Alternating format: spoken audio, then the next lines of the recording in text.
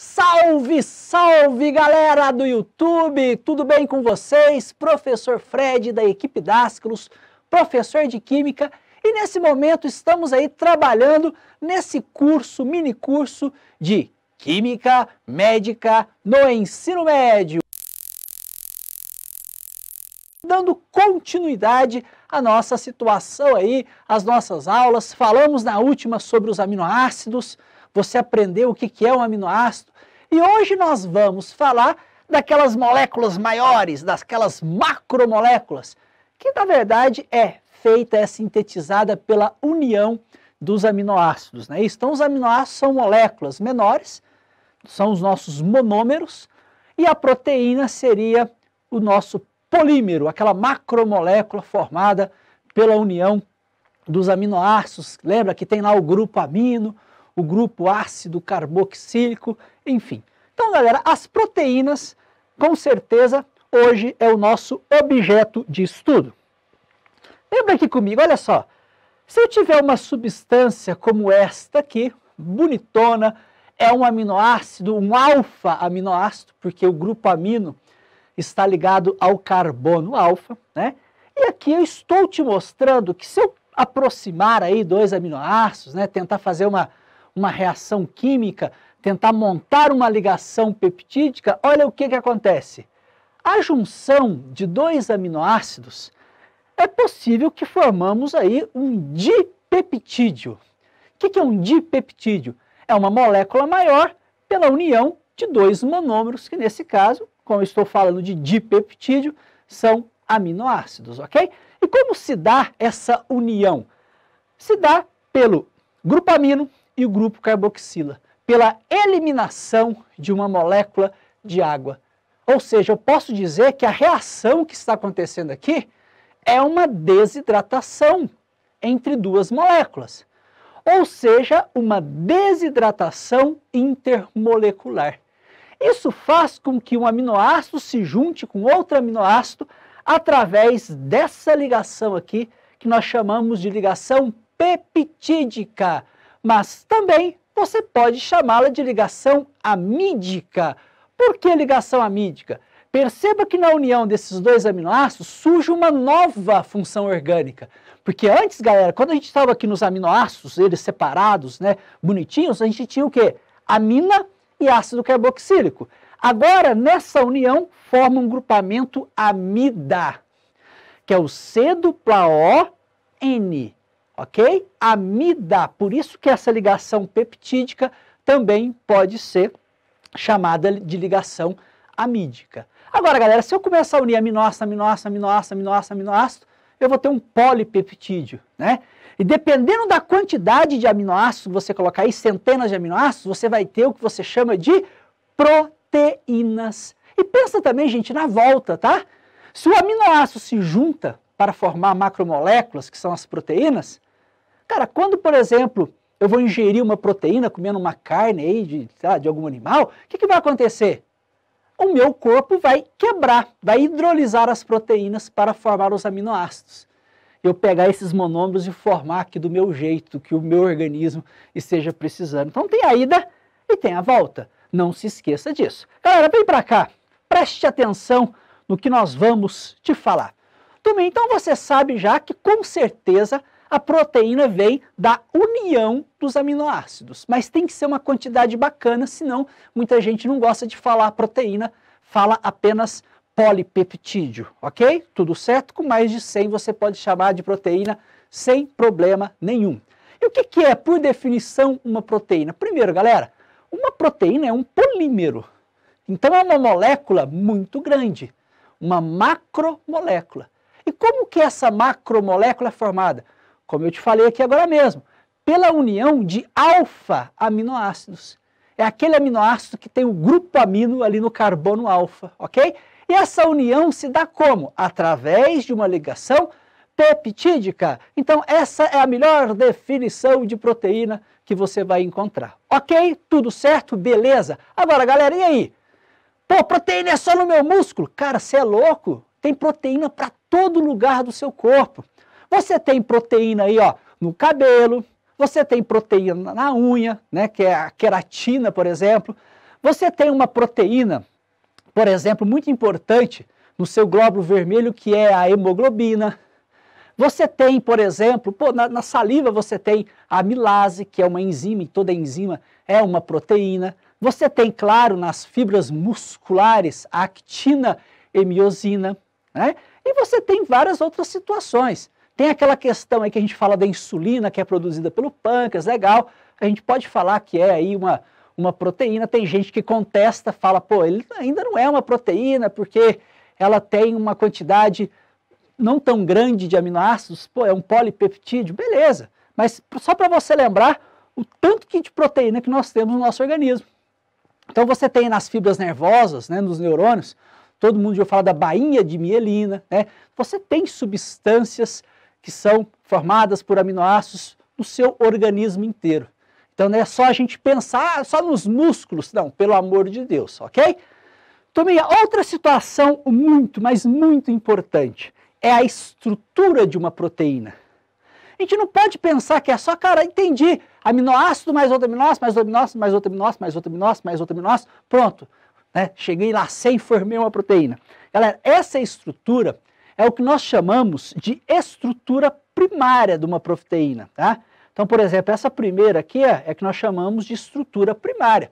A estrutura primária realmente é a sequência linear dos aminoácidos, claro, através das ligações peptídicas. Mas quando esses aminoácidos começam a se formar de forma helicoidal, se enovelar, você tem, através de pontes de hidrogênio, né? Porque lembra que você tem aí grupos da amida, se você olhar no quadro, nitrogênio, hidrogênio, você tem oxigênio de ácidos carboxílicos, ou seja, é muito fácil de formar uma ponte ou ligação de hidrogênio. Quando isso acontece, você tem aí a estrutura ou forma secundária. Então, essa forma secundária acontece por conta das pontes de hidrogênio, né? Ou ligações de hidrogênio, que são ligações intermoleculares. Então, ela vai se entrelaçando, a forma linear vai se enovelando para formar aí a forma secundária. Agora, se essa forma secundária se dobrar, ela tem a forma terciária. Geralmente a forma terciária ela se dá através de ligações de outros átomos, tá, gente? Não é ligação intermolecular como ponte de hidrogênio, e sim ligação interatômica mesmo. Muitas vezes através de pontes de sulfeto, né, ou pontes de enxofre, e também às vezes alguns metais, dependendo aí da proteína. Agora, se você juntar várias formas terciárias, você chega aqui à forma quaternária, né? Por exemplo, a hemoglobina é formada por 4 formas terciárias, por 4 moléculas de globina, né? E junta aí ao grupo M, aí você vai chegar a essa hemoglobina. Então perceba que a hemoglobina ela não é uma homoproteína, né? Ela é uma proteína que tem outros grupamentos além de aminoácidos. Isso vai acontecer com várias proteínas, ok? Tudo certo? Então essas formas estruturais, essas estruturas primárias, secundárias, terciárias e quaternárias, é muito importante para você entender sobre as proteínas. Algumas proteínas estão na forma quaternária, outras estão na forma secundária, por exemplo, queratina do cabelo. Vai depender aí o tipo de proteína para você ter exatamente, para você saber exatamente a forma, a estrutura que ela está. Beleza? Tudo certo? Perfeito, galera. Agora veja bem, você pode, e com certeza já ouviu falar, que as proteínas elas podem se desnaturar. Se eu aquecer, se uma proteína passar do pH que ela comporta, essa temperatura ela pode romper essas estruturas que eu falei para você, que é daquelas pontes de sulfeto, por exemplo. Pode acontecer a ruptura dessas ligações por causa da alta temperatura. E a proteína deixar de ter uma estrutura como a terciária, que está aqui, né? Você está percebendo que aqui você tem uma estrutura mais parecida com a terciária, e através desse aquecimento, essa estrutura se desfazer. Isso é muito complicado, porque se desfaz a estrutura, a função da proteína ela fica afetada. Perceba, galera, que a função de uma proteína ela pode ser afetada de várias formas. Uma das formas é essa, através da desnaturação. Quando a gente tem febre, nós temos ter um cuidado muito grande, porque dependendo da temperatura, pode acontecer algumas desnaturações de proteínas e elas perderem a função. Tá? Então isso aí é uma situação onde estamos interagindo aí, fazendo algum efeito na nossa estrutura terciária. Mas poderia ser em outra estrutura também, sempre você tem a perda da função. Por exemplo, cara, se você, imagine a cadeia linear, na estrutura primária, aquela cadeia linear de aminoácidos. Cara, se você trocar um aminoácido por outro, você pode ter um problema muito grande. Uma das anemias mais severas que existe é a anemia falciforme, né? Que o organismo ele faz o quê? Ele troca simplesmente um aminoácido, que é o ácido glutâmico, pela valina. Pronto. Aí você vai já ter um problema na estrutura primária, e isso, óbvio, vai ser passado para a secundária, terciária, e aquela forma quaternária da hemoglobina não vai ser tão legal como a normal. E a hemácia faz o quê? Ela fica na forma de foice, né? E não naquele disco bicôncavo, como é o normal. Então, gente, tá vendo? O tanto que um simples aminoácido que você trocar, você tem um problema. E também isso acontece nessas estruturas, por exemplo, a terciária. Isso é muito verificado quando você pega um ovo e coloca lá na frigideira. Porque muda aquela estrutura que antes era daquela forma mais líquida, se você for pensar, e depois você tem ali na clara, né, uma forma mais sólida, por conta da desnaturação. Aquela temperatura daquele local foi o suficiente para romper algumas ligações e a estrutura terciária deixar de ser terciária e passar a ser secundária, por exemplo. Você já tem um grande problema, tá? Isso é uma desnaturação, ok? Turminha, agora não podemos deixar de falar sobre as principais proteínas, que são as enzimas, né? Então, cuidado, galera. As proteínas têm várias funções, tem vários tipos de proteínas. Por exemplo, eu tenho uma questão do músculo, né? Tem as proteínas actina, miosina, que servem para contração. Mas eu tenho uma série de proteínas estruturais, como colágeno, por exemplo, né? Muito importante também para ligar aí um músculo até o osso através do tendão. Mas eu tenho, gente, outras proteínas com outras funções, como as enzimas. As enzimas são catalisadores biológicos, não se esqueçam disso. O que um catalisador faz na química? Aumenta a velocidade da reação química. Cara, se eu não tivesse enzima no meu organismo, caraca, não tinha vida, era impossível. Então eu preciso, por exemplo, na digestão, eu preciso de enzimas, né, para fazer digestão. Sim, mas não só por conta disso, tem vários outros processos, várias outras reações que acontecem dentro das células, por exemplo, que nós precisamos de enzimas. Então nós temos milhares e milhares de enzimas no nosso organismo, ok? Então elas são catalisadores biológicos. Posso dizer que ela diminui a energia de ativação e assim aumenta a velocidade? Posso, um catalisador, a definição é essa, ok? Galera, aqui só para você lembrar, você sabe que para ter uma reação enzimática, né, uma catálise, eu preciso, galera, pensa, então é uma enzima. Enzima é uma proteína, então sim, são vários aminoácidos ligados, mesma situação, posso ter cadeia primária, secundária, terciária, quaternária, dependendo da enzima, ok? Agora, eu preciso de uma reação chave-fechadura, você sabe muito bem. Uma enzima, para fazer com que a reação aconteça, ela tem que encaixar perfeitamente no seu substrato para originar os produtos. E você está vendo aí uma figura que contempla exatamente essa situação. Então eu tenho aqui a questão que é o substrato, né? Ele vai encaixar nesse sítio ativo da enzima e aí sim os produtos serão formados. Pronto, está aí uma reação que se não tivesse uma enzima não iria acontecer ou não iria acontecer em tempo hábil. Tudo certo? Então, por isso que eu preciso aí do meu organismo certinho, eu preciso alimentar para estar fazendo, né, ingerindo os aminoácidos e lá nos ribossomos, produzindo as proteínas. Isso é muito importante, que é a síntese proteica que você estuda na biologia, ok? Então tá aí essa reação importantíssima. Agora, outra situação que você não pode esquecer. Você tem que lembrar. Galera, uma enzima tem um sistema ótimo para fazer uma reação. Ela precisa de fatores específicos para ela agir. E dois fatores muito importantes seria a temperatura. Então, cara, para uma enzima ter uma ação ótima, eu preciso de uma temperatura que ela se chama de ótima. Ou seja, aquela temperatura onde a reação aconteça na maior velocidade possível. Agora, cada enzima tem a sua própria temperatura ótima, ok? Eu tenho, por exemplo, situações onde, cara, eu estou num lugar muito frio, estou com hipotermia, eu tenho enzimas que não vão funcionar adequadamente quando eu tiver muito frio. Por isso que eu posso vir a ter um grande problema, pode ter um choque aí, posso morrer por conta disso, ok?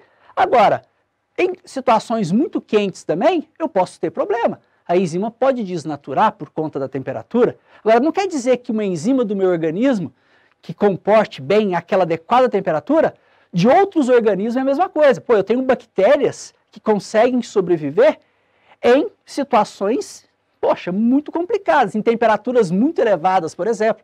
Por quê? Elas têm enzimas que conseguem, né, trabalhar naquela temperatura que nós chamamos de ótima, tá? Então tem aí, não pode ser nem uma temperatura muito baixa, galera, e nem uma temperatura muito alta. Sempre tem a temperatura ótima. E se passar da temperatura ótima, pode acontecer a queda da velocidade por conta da desnaturação que eu acabei de te dizer. Agora, o outro gráfico que está aparecendo aí também é o quê? pH. Existe o pH adequado para uma enzima trabalhar. E cada enzima tem o seu pH ótimo. Pô, mas por que, por exemplo, as proteínas, elas só conseguem iniciar a digestão no estômago, por exemplo? Porque o estômago tem o pH ácido, que é ótimo, por exemplo, para uma enzima que vai aí agir sobre as proteínas. Pronto. Tá? Então, a pepsina, pô, legal, a pepsina, ela age num pH baixo. O pH dela ótimo é esse. Agora, já na minha boca, a minha amilase, né, a pitialina, pô, já eu preciso de um pH diferente, um pH neutro. Essa enzima aqui, por exemplo, que está no quadro, perceba que o pH ótimo dela é 8. Pô, essa enzima provavelmente pode ser uma enzima que trabalhe, que seja fabricada aí, por exemplo, no intestino, né? Uma enzima como por exemplo, lactase. Olha que enzima bacana, lactase. Tem muita gente que não pode ingerir, por exemplo, leite ou derivados, porque tem intolerância à lactose. A lactose é um açúcar. Lembra daquela aula que nós falamos? A aula foi a live, né? Sobre carboidratos. Então veja bem, a lactose é um açúcar. A lactose é um açúcar disacarídeo. Ela é formada por glicose e galactose. Eu preciso quebrar ela. E ela é quebrada onde? Lá no intestino, através da lactase. A lactase é uma enzima que precisa de um pH aproximadamente 8 aí para estar agindo bacana, né? Então, acontece que muitas pessoas não produzem a quantidade adequada de lactase. Então, você tem a intolerância à lactose. É uma situação, tá? Então, galera, fique com esse slide super importante para você entender esses fatores que podem influenciar o comportamento de uma enzima. E não se esqueça que toda enzima é uma proteína, mas nem toda proteína é uma enzima, né? Por exemplo, nós temos a hemoglobina, é uma proteína, mas não é uma enzima. Ok? Tudo certo? Tranquilo? Também, olha só, para encerrar então, espero que vocês tenham curtido essa aula, espero que vocês tenham aprendido e não se esqueça de deixar o seu joinha aí, quero chuva de like, coloca aí, senta o dedo e não se esqueça de ativar o sininho porque vai pintar outro vídeo, ok? Abraço!